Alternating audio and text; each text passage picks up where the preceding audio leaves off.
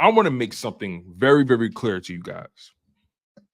I want to make something very clear to you guys, right? What I'm about to say next is not rooted in hate. It's not rooted in disrespect. It's not rooted in any sort of disenchantment. But we have to be honest, right? And you guys all saw the thumbnail. I don't see it. I don't see a situation where Nakobe Dean wins that starting spot. I just don't. I'm not seeing it. And I know some people will respond and say, hey, it's still early in training camp. We haven't even gone past the first preseason game yet, Tone. Give the guy a chance. I understand your sentiment. And I'm not even going to dismiss your sentiment. I'm going to respect it. I'm going to catalog it. And I'm going to take it with a grain of salt. But quite frankly, Nakobe Dean has done nothing to shift the narrative that's surrounding his very young NFL career. There's nothing he's done so far to make me feel otherwise about his standing on this team. As a matter of fact, I want to take you guys back to the opening practice, right? At Lincoln Financial Field, the public practice. I want to take you guys back to that day. There was a couple moments when Nakobe Dean just looked foolish out there. And again, I'm not trying to disrespect this brother because I understand. Matter of fact, let me frame it this way. I can never be in his shoes. Y'all know I keep it real here. I could never stand in that man's shoes. I could never take the beating that brother has taken throughout his football career. The path he's walked, that path was perfectly laid for him.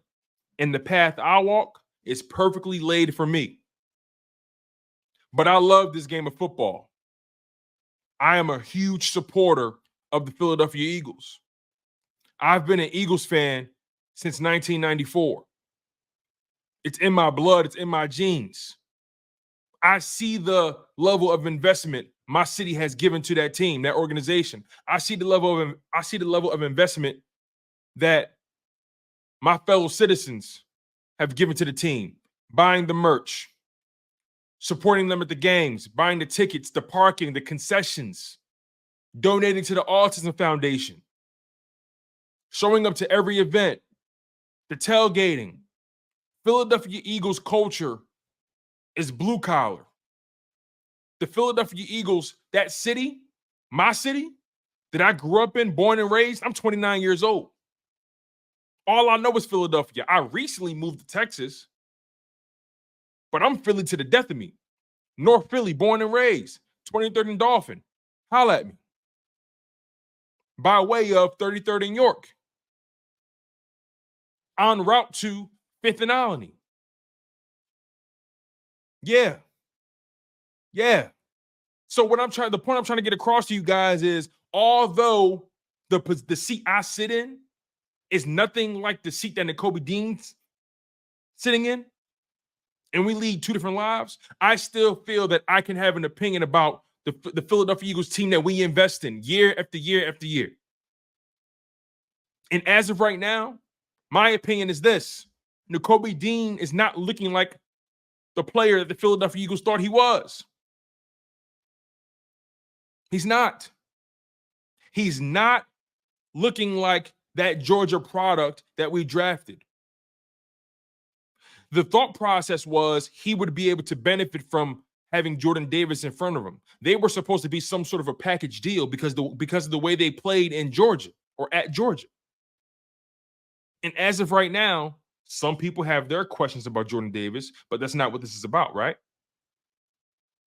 When it comes to Nakobe Dean, I'm noticing that more and more people are falling out of favor with him. And like I said, I want to take it back a couple days. I want to remind you guys of the public practice that a lot of you guys went to. My father was there.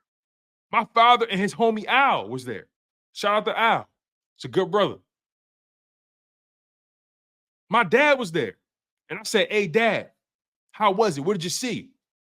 He said, first of all, the environment was electric. Almost 50,000 people there. It felt like a real game. The players look smooth. They look good. They look healthy. I said, what about that defense? What about linebacker, right? What did you see? He said, defense, it's young, but they're flying around. They're athletic. They're making plays, but that linebacker position, it can use some work. I said, really? He says, yes. I said, is there anybody in particular that makes you uncomfortable? Is there anybody in particular that you saw on that football field that just kind of seemed like they were out of it a little bit? He said, well, first of all, I like Devin White. And again, this is my father's telling me. He says, I like Devin White.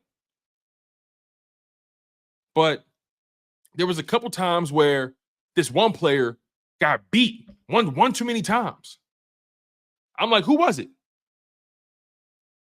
He said, I forget his name. I said, okay, well, do you remember the number he was wearing? Do you remember the number he was wearing at the very least? He said, yeah, small dude, number 17. I said, number 17. Huh. He said, what? I said, number 17 is Nakobe Dean. We drafted him a few years ago. He was supposed to be this player out of Georgia, but so far, no dice. And so I did my own little research, right? And come to find out, Nakobe Dean got beat on a couple plays where he was just quite out of position. He just didn't make a good decision. I want to go back to the second team session, the twos versus the twos during that public practice. There was a situation where Dean had an opportunity to tackle Kenny Gainwell. There was an opportunity where Dean had an opportunity to tackle Kenny Gainwell. And unfortunately, and real quick, you guys, I'm going to get to all your comments, by the way, right? We have 58 people in the live stream and counting. Make sure you guys smash that like button on the way in, and make sure you guys subscribe as well in case you're on the way out. So, and I'm going to get to all your comments, everybody's. This is a fan-friendly show here. The twos versus twos. Dean had an opportunity to tackle Kenny Gainwell, and he missed the tackle. As a matter of fact, he over-pursued. Kenny Gainwell took advantage, and he hit Nakobe Dean with the nastiest of jukes. This is what I've read. This is what I've heard. I can't make this up. I may not get paid to evaluate. That may not be my specialty. But damn it, I'm going to do a lot of reading. I'm going to do a lot of research. I'm going to ask around. I'm going to do my due diligence to make sure I'm not just spewing nonsense.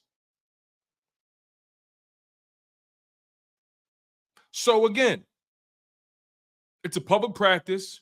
The stakes aren't that high. But from what I've read, Nick Sirianni wanted that public practice to resemble as close to a game as it could. That practice was expected to go maybe an hour and a half. They practiced for well over 2 hours. So shout out to them. So although the stakes are not high in that public practice, God damn it, the stakes are high for the Philadelphia Eagles for the 2024 season. So wake up. Wake up if you feel otherwise. The stakes are high. A lot of money has been spent. Draft capital has been invested. We don't have time for those who can't do their job on a basic level. Nonetheless, Nakobe Dean got beat by Kenny Gainwell for a solid game. Okay, everybody gets beat every now and again. It happens, right? Everybody get beat every now and again. So when I first read that first thing, I was like, okay, all right, I'm not going to overreact. So then I continue to read. I continue to investigate. And lo and behold, another situation, another moment comes where Nakobe Dean does not do his job at a high level. There was a situational period that they called for. 46 seconds left in the game. Your team is down 8 points on the 25-yard line, the plus 25-yard line, meaning you're approaching the red zone. You have a chance to score a touchdown and score a 2-point conversion. Tie the game. The first team offense was out there. And lo and behold, listen to this. Situational period, 46 seconds left in the game, down 8 points on the 25-yard line. Offense, what are you going to do? Defense, what are you going to do? The first team offense ended up scoring a touchdown on a perfect Jalen Hurts pass to Kenny Gainwell. Jalen Hurts has been in his bag. Jalen Hurts has been illustrious in training camp. That has to translate to the regular season, of course. So we're not going to overreact, but we're going to appreciate what Jalen Hurts has been doing. He's been accurate. He's been poised. He's been making great decisions. So we're going to appreciate what he has done thus far. We're not going to overreact, but we're going to be grateful that we're seeing good things and hearing good things and not otherwise. But nonetheless, Jalen Hurts hits Kenny Gainwell for a perfect pass. Kenny Gainwell beat Nakobe Dean on a wheel route. Touchdown. Just flat out beat him. Once again, although it's practice, it's a scrimmage, they're trying things out. The reality is Nakobe Dean is not in the first team rotation for linebacker right now. As a matter of fact, Zack Baun continues to get the first team reps ahead of Nakobe Dean. Every now and again, you see Nakobe Dean get rotated in because I think they're genuinely trying to find out if this kid can hack it. They're giving him every opportunity to win that job. And we have not heard anything, not one iota, from any reporter, from any journalist, from any radio host. We have not heard anything from anybody that's close to the situation say anything remotely positive about Nakobe Dean yet. That's the reality, people. We can't be blinded by our infatuation with the player. We cannot try to convince ourselves somebody is one thing when they're showing us they're another. And once again, we have not even gone through the first preseason game yet. So although I feel how I feel today, is there an opportunity for Nakobe Dean to change the narrative? Why not?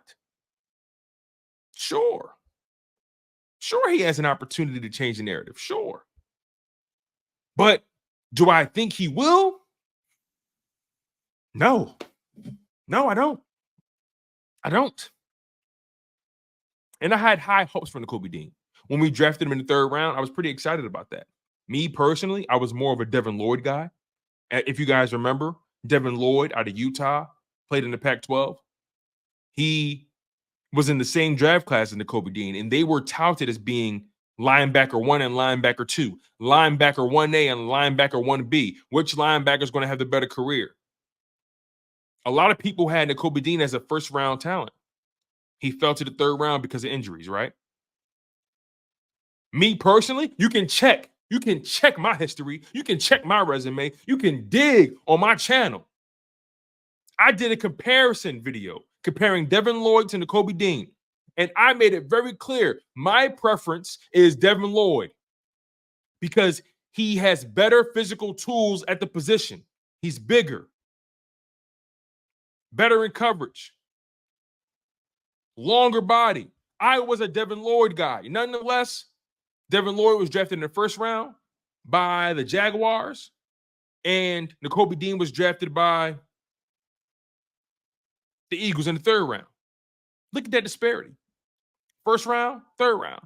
Devin Lloyd has proven that he can play at the NFL level. We've seen it. We played against the Jaguars. He can play.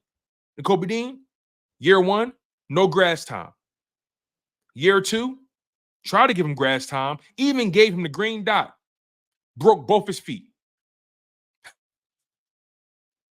Let me not say broke. That's a little bit overzealous. Fractured, stress fracture, whatever you want to call it, Liz Frank. He tore up both his feet. Not just one, but two. Landed on IR twice. A non-factor. Was being outplayed by Nicholas Morrow. Was being outplayed by Zach Cunningham.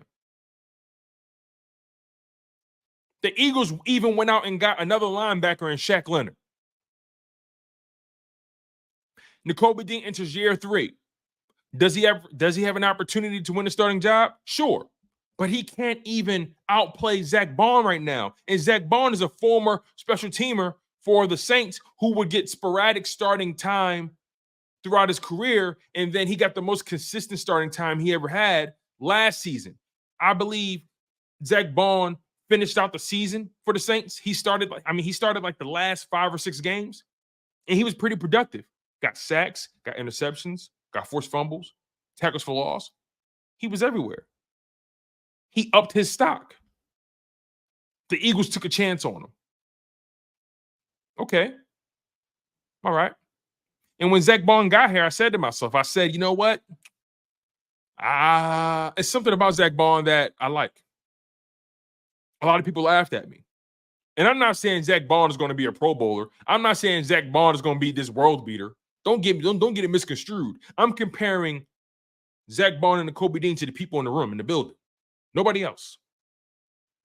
And as of right now, Nakobe Dean can't even outplay or outperform Zack Baun. Zack Baun has earned the trust of Vic Fangio. That's the reality.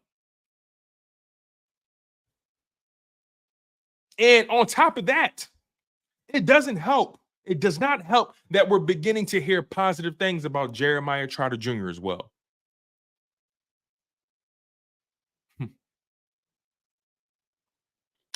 It doesn't help that Jeremiah Trotter is starting to make a couple plays in his own right. As a matter of fact, there was a play during the public practice where Jeremiah Trotter Jr., he was on the second team, and he was rushing the passer. He was rushing Kenny Pickett, and he beat Will Shipley, who tried to block. He beat him, which earned Jeremiah Trotter Jr. a sack on Kenny Pickett. Now, obviously, Kenny Pickett isn't a great decision maker with the football. He's getting beat out by Tanner McKee right now. Tanner McKee got second-team reps today at training camp. Tanner McKee is operating the offense at a higher level. That's what we're seeing. That's what we're hearing. That's what many people are seeing. But nonetheless, I digress. Jeremiah Trotter Jr. has made a few waves more than Nakobe Dean has. Zack Baun, same thing. Devin White, same thing. So I'm just going off of the trends. I'm going off of what we know. I'm going off of what we heard, what we've read, what we've seen. I cannot sit here and lie to the general public and pretend that I'm not worried about Nakobe Dean. I cannot lie to you, and I refuse to. I'm sorry. And I have a ton of respect for Nakobe Dean. I have a ton of respect for the work he puts in. I have a ton of respect for the sacrifices he's made, sacrificing mind, body, and soul for the game. I respect the grind because I know it's something that I can never do. I have reverence for athletes. I believe athletes are our modern day gladiators. I'm a supporter for a reason. He's a player for a reason. We don't breathe the same air, and I understand that, and I respect my position, and I respect his. But this is a season where the Philadelphia Eagles are trying to win a Super Bowl. And the linebacker position has habitually been their weakest position over the past several seasons. They have not had a consistent linebacker play in a long time. And the Eagles thought Nakobe Dean was the answer. He's entering year 3. Since he was drafted in the 3rd round, he's on a 4-year deal. What's the outcome for Nakobe Dean? As a matter of fact, is there a situation where the Eagles decide, you know what? Let's cut our losses before his stock drops below a point of no return. Is there a scenario where the Philadelphia Eagles try to move Nakobe Dean? Ooh. I know that sent a chill down your spine. I know that's not a conversation we've had yet. Maybe it's a frivolous conversation. Maybe it's a conversation that has no legs. But is there a situation? Is there a situation or an angle that Harry Roseman can work and move on from him? Who knows? Does he have value? Probably not. Probably not, but he's young still. That's his value. He's young still. And that's a shame. At best, his value is he's young. He's smart. He's a great team guy. At best, that's his value.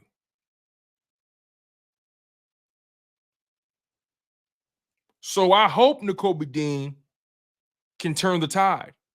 He has an opportunity here still, despite my reservations, because I'm not a specialist. I'm just an enthusiast. That's all I am. I'm simply an enthusiast of the game, of the sport. And I simply want the best for the Philadelphia Eagles organization. But as of today, my faith level in Nakobe Dean is very, very low. And if he proves me wrong, we still have training camp left. We still have 3 preseason games left. A lot can change. I understand. A lot can change. But I can't see the future. I don't have a crystal ball here. I can only operate off what we know, what we've seen, what we've heard, what we've read. And if so far, Nakobe Dean has not proven or shown that he can start in the NFL and even last a full season in the NFL. And that, my friends, is alarming.